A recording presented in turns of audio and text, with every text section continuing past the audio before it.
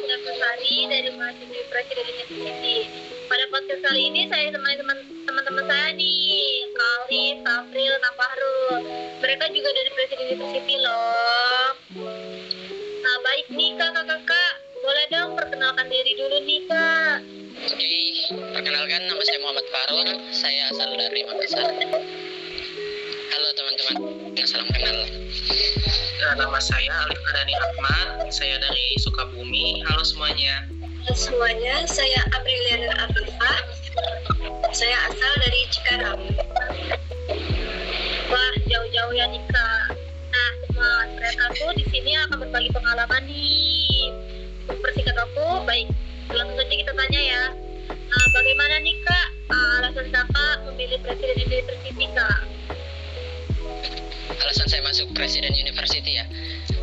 Sebelumnya sih saya nggak punya alasan yang secara spesifik yang kayak anak-anak yang lain bahwa ia mengincar universitas impian ya. Jadi Presiden University itu bukan kampus impian saya, tapi karena emang saya belum pernah kenal dengan yang namanya Presiden University itu dari jauh-jauh hari sebelumnya. Saya baru tahu Presiden University itu setelah dapat informasi dari kampus tersebut bahwa saya lolos dapat beasiswa dan lolos jalur prestasi di kampus tersebut pada seleksi jalur prestasi itu. Dan setelah saya dapat informasinya, saya searching di Google dan YouTube tentang Presiden University, dan ternyata kampus ini adalah sangat keren gitu. Kenapa? Pertama karena akreditasinya sudah A dan udah berstandar internasional. Itu sangat-sangat nggak terbayang sebelumnya, karena kita bisa dapat beasiswa dari kampus yang begitu begitu keren gitu. Jadi setelah saya dapat informasi gitu, saya memutuskan untuk ambil beasiswa tersebut setelah berunding dengan orang tua. Iya. Kalau Kak Alif, gimana Kak Alif? Kalau saya sih sebelum saya mengenal lebih jauh tentang Presiden University itu saya sebenarnya belum ada niat sih buat masuk ke sini, soalnya belum tahu juga saat buat masuk ke sini. Nah, waktu itu saya tahu presiden itu dari teman-teman saya waktu itu yang kebetulan cari di Google gitu kampus swasta yang bagus gitu di Indonesia itu apa gitu. Nah, muncullah si Presiden University ini. Terus kata teman saya itu buka pendaftaran loh gitu Presiden University. Saya itu waktu itu cuman coba-coba aja daftar gitu kan buat masuk ke sini. Saya gak berharap jauh lah, cuman daftar aja iseng gitu. Saya gak berharap, dan sudah lama gak ada kabar. Dan itu setelah itu saya daftar SNM, terus SPM juga. Nah, setelah itu saya dapat email masuk, alhamdulillah keterima gitu di Presiden. Terus dapat juga beasiswa gitu 75, saya dapatnya 75%. Nah, setelah itu saya juga sambil menunggu pengumuman SBM itu ternyata saya nggak masuk gitu di SBM juga, saya nggak keterima. Nah, setelah banyak pertimbangan akhirnya saya memutuskan ke sini gitu kan. Yang didengar juga kan kampus ini bagus juga gitu kan, jadi saya memutuskan buat masuk ke sini. Itu kalau dari saya. April, jadi bagaimana Kak? Kalau ini kan ditawarin ya sebelum pengumuman SNM dan SBM. Nah, kalau saya daftarnya tuh setelah udah ada pengumuman kalau saya nggak terima di SN, SBM, terus nyoba mandiri, juga gak ada yang keterima gitu. Nah, terus saya tahu Presiden University ini dari sepupu saya, tapi karena waktu itu melihat harganya yang terlalu mahal, jadi saya tidak terlalu memikirkan akan ke Presiden University. Tapi setelah itu tiba-tiba bapak saya kayak menawarkan, ini ada beasiswa dari Presiden University, kamu nggak mau coba? Terus ya jadi akhirnya aku daftar. terus alhamdulillah keterima juga. Jadi saya masuk Presiden University juga dari beasiswa dapat 75% juga. Dan ya seperti yang tadi sudah dibilang Pak Harul, di sini pas sudah standar internasional, ya berstandar internasional. Nah terus juga setelah lulus kayak terjamin gitu karirnya di sini. Jadi saya memutuskan untuk mengambil beasiswa tersebut. Selanjutnya. Jadi sama dong Kak, berarti kita aku juga masuk BU karena beasiswa. Baik nih, untuk pertanyaan kedua, ini kan kita udah mau semester 2 nih Kak. Pengalaman Kakak selama semester 1 berada di Presiden University apa nih Kak, kalau boleh ceritain? Ya, kalau dari saya yang pertama itu yang pasti itu kita pasti tertarik ya, dan juga excited gitu karena kita itu bakal ada teman baru, bakal ada kenalan baru juga, bakal ada pengalaman baru, cerita baru yang bakal diingat selama jadi maba PU. Ya walaupun dibalik kita bangga gitu jadi maba, banyak juga yang bikin shock di kuliah karena mungkin ya pikiran kita gitu kan yang masih SMA gitu, anak SMA, belum ada teman gitu, belum ada kenalan, juga belum ada keluarga gitu yang bakal nemenin kita di sana. Ya jadi semuanya harus mulai dari awal juga. Yang pasti kita bakal hidup sendiri kayak ngekos terus atau di asrama. Sebenarnya sekarang masih online sih, jadi belum kejadian semuanya, tapi ya siap-siap aja. Di PU juga waktu saya maba ada masa orientasi, terus ada event-event yang membangun pendidikan kita dan kemampuan kita buat kita bisa lanjut dan survive kuliah di sini.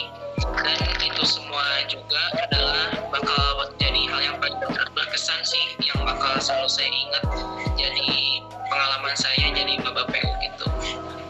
Itu dari saya. Kalau Kak Fasrul gimana Kak Fasrul?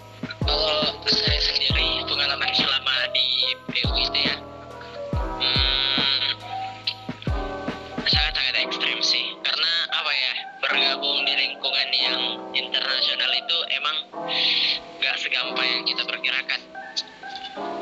Kalau masalah pembelajaran apa ya, nah itu yang sangat menyiksa saya sih, karena saya baru kali ini belajar dengan full English gitu kan. Itu yang membuat saya sangat-sangat lambat dalam menangkap pelajaran.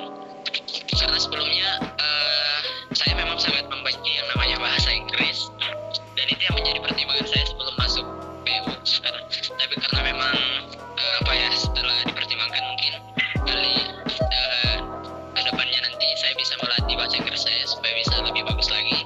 Jadi saya memberanikan diri untuk masuk. Dan pada saat di dalam, saya sudah hampir beberapa kali memikirkan untuk mundur dari PU.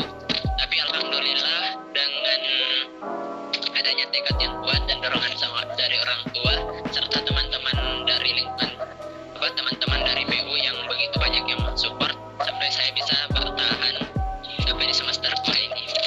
Itu dari saya. April gimana Kak April? Dari saya yang paling menarik dan tidak akan terlupakan tuh ya pas masa-masa orientasi sih, pas STO kayak walaupun banyak tugas-tugas yang diberikan, tapi itu juga asik juga. Terus dari cutting-cuttingnya juga sangat, pokoknya asik banget. Terus juga sama saya juga agak terkendala pas bahasa Inggris, full English. Saya juga agak gimana gitu, kayak susah nangkep.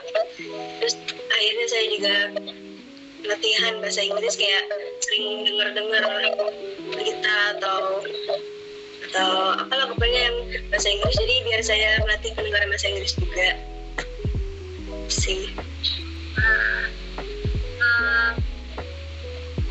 Memang ya jadi maba tuh nggak ada enaknya ada enggaknya gitu kan, apalagi kita enaknya ya kalau saya. Baik nih, untuk pertanyaan ketiga nih, rencana rencana kakak-kakak ke depannya setelah lulus dari PU apa nih kak? Kalau dari saya sih yang pasti sebelum saya lulus dari PU, yang pasti saya bakal ngebanyakin ini dulu ya, relasi atau hubungan dengan sesama yang lain, mungkin hubungan project atau yang lain-lain lah, buat mencari informasi juga gitu kan, sebagai tempat magang atau tempat kerjanya nanti mau di mana. Terus nanti juga saya juga sebelum lulus dari PU pasti juga saya bakal siapin gitu kayak soft skill saya atau hard skill saya bisanya apa, yang pasti lebih mengenal diri sendiri dulu lah, biar nanti setelah lulus dari PU saya juga bisa langsung gitu, setelah magang juga bisa langsung gitu, saya bisa tahu mau kerja di mana, dan mungkin juga saya mungkin bisa kerja di tempat yang saya harapkan gitu, yang saya inginkan juga, yang sesuai dengan passion saya. Itu kalau dari saya, kalau setelah lulus dari PU. Planning gue setelah lulus dari PU ya, untuk saat ini sih belum jelas ya, masih kurang, karena kan lulusan PU itu dipersiapkan untuk 3 hal. Ada yang sebagai apabila lulus mau cari beasiswa untuk S2 ke luar negeri, atau yang kedua untuk kerja di perusahaan-perusahaan, dan yang ketiga sebagai lanjutin bisnis orang tua gitu. Kalau untuk gue sendiri, kalau lanjutin bisnis ya kayaknya enggak, karena orang tua gue bukan sebagai pebisnis, dan kalau ngelanjutin S2 ya nggak tahu nanti antara S2 dan kerja, karena tapi kalau memang udah dapat pekerjaan yang sesuai dengan sesuai dengan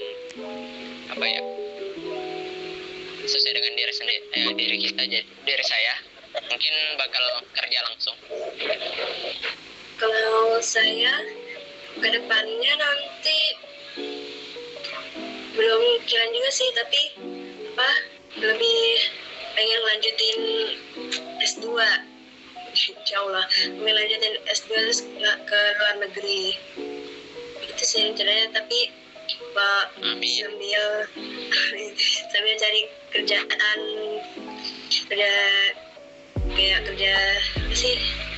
part time gitu juga gak apa-apa ya, masih buram juga belum pikiran jelas, tapi itu yang paling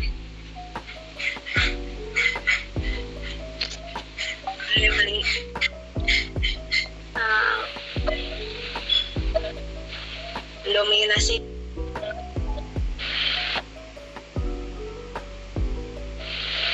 saya sekarang.